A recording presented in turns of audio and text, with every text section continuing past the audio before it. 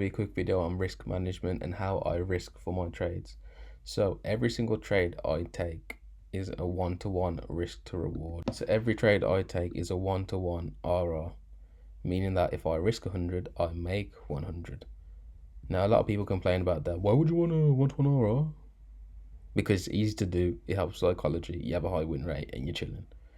For some reason people say, oh, if you have a one-to-one RR, why would you do that if you're not going to have a high win rate?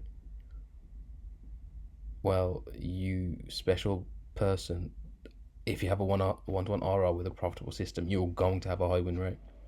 Why would I'm going to trade a one-to-one RR with a 40% win rate. Are you daft? And that's why I say a lot of the trading space is full of very slow people. But one-to-one RR, you're going to have a high win rate. So you're going to have a high win rate, which increases your confidence in your trades. Now, I have last year I closed with a 79% win rate, but I'm just going to say 80%. I closed with an 80% win rate. This year, so far, I've taken 6 trades, 4 wins, 1 loss, 1 break even. So I only count the wins and losses for win rate. So this year I have an 80% win rate, which is good. And hopefully we can keep it around that. That would match up with last year. So if I can carry on getting my wins and stuff, then easy. But like I said, I trade at one-to-one. I trade a one-to-one. Now, if I traded below a 60% win rate, I'd not be profitable. But I'm trading a 60% win rate plus, so I'm profitable. If I traded a 50%, then it's break even. Because if I take 10, I win 5, lose 5, I'm back at 0.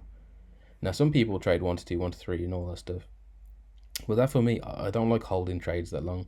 I don't want to have to monitor it the whole time. I just want to be able to set and forget and just go about my day and just trade how I trade. It makes it easier.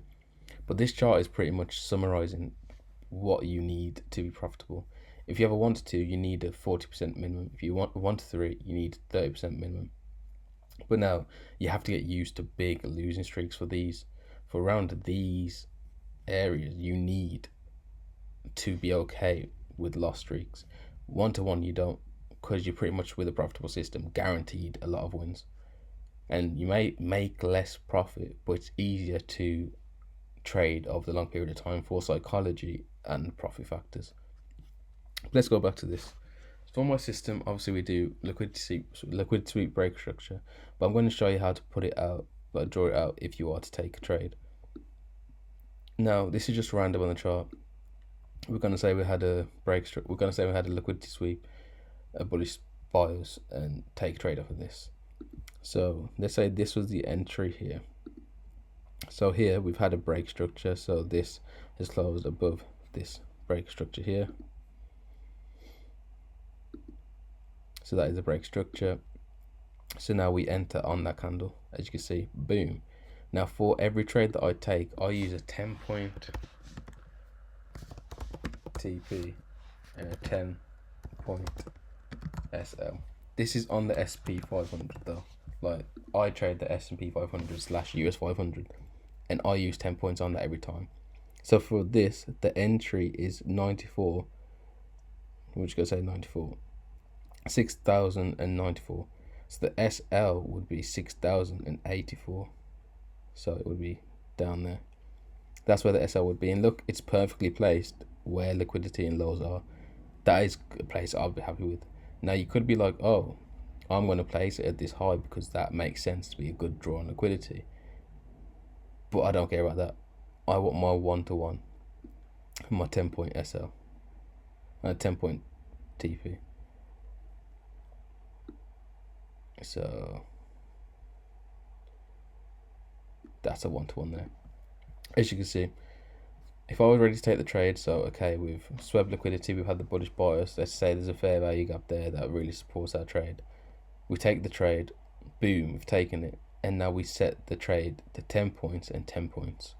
And as you can see, shot up and hit TP. And that's simply how I use risk management. Every trade is a 1-to-1 risk reward. It's a 10-point take profit, 10-point stop loss, and I trade the S&P.